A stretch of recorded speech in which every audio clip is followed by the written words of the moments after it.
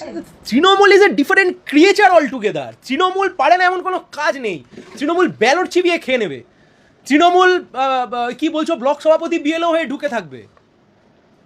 Trinamool is desperate. তৃণমূলকে জিততেই হবে, না জিতলে পেটে ভাত জুটবে না।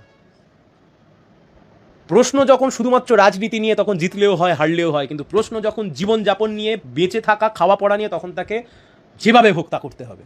তৃণমূলকাল ক্ষমতায় না থাকলে তৃণমূলের একটা বড় অংশ, যারা এই চুরি মাতব্বরির টাকায় যাদের সংসার চলে, দিন চলে, তাদের পেট দিন চলবে না, দিন চলবে না। কিন্তু আমি আবার বলছি, এসআইআরকে নিয়ে যেভাবে তৃণমূল বিজেপি হিন্দু মুসলিম করতে চাইছে, অনভিপ্রেত অসভ্যতামি করছে এরা দুজনে মিলে অসভ্যতামি। 2021 সালে এনআরসি, 2026 সালে এসআইআর।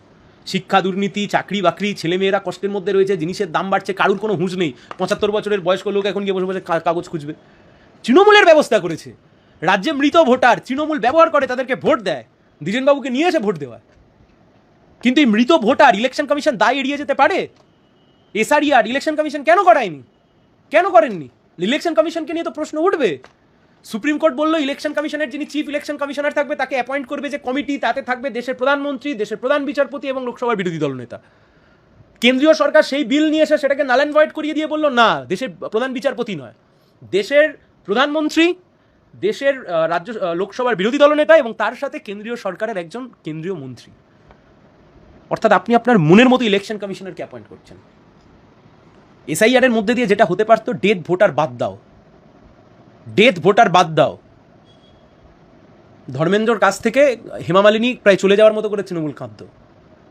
একবারও বিজেপি বলছে শুধু হিন্দু মুসলিম হিন্দু মুসলিম?